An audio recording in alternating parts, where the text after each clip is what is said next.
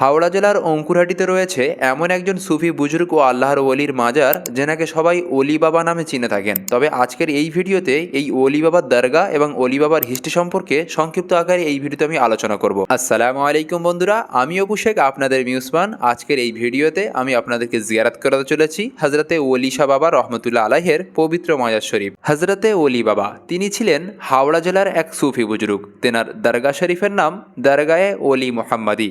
তিনার পুরো নাম হজরত শাহ সুফি হজরত হেকিম হাজি ওলি মোহাম্মদী লস্কর সাহেব কাদরি চিস্তি নকশবন্দি সোহরবর্দী হাবিবি বদরুদ্দিন দোয়া রহমতুল্লাহি তালা আলাইহে। এবং হজরতের পীর মুর্শিদ ও শায়েখ ছিলেন কলকাতা শহরের অনেক বড় একজন আলেমে দ্বীন ও সুফি বুজুর্গ হজরতুল আল্লামা ও মৌলানা হাকিম কাজী মোহাম্মদ হাবিবুর রহমান কাদরি চিস্তি নকশবন্দি সোহরবর্দী রহমতুল্লাহি তালা আলাইহে, যেনার মাজার শরীফ রয়েছে কলকাতা শহরের মিডিয়াপুরুজ পাঁচপাড়া লেন এলাকায়। এবং হজরতে ওলি মোহাম্মদী রহমতুল্লাহি তালা আলাইহে তিনি দুনিয়া থেকে পর্দা করেন, অর্থাৎ ইন্তেকাল করেন 29শে রবিউল আউ্বাল 1439 হিজরি মোতাবেক 19শে ডিসেম্বর 2017 সাল। আর হজরতে ওলি মোহাম্মদী রহমতুল্লাহি তালা আলাইহের তেনারো দরবার শরীফে তেনারো সালানা উরুস শরীফ পালিত হয়ে থাকে, যেটি আরবি ক্যালেন্ডার অনুযায়ী রবিউল আউ্বাল মাসের 1, 2 এবং 3 তারিখে। এবং হজরতের মাজার শরীফের লোকেশন ও অ্যাড্রেস হলো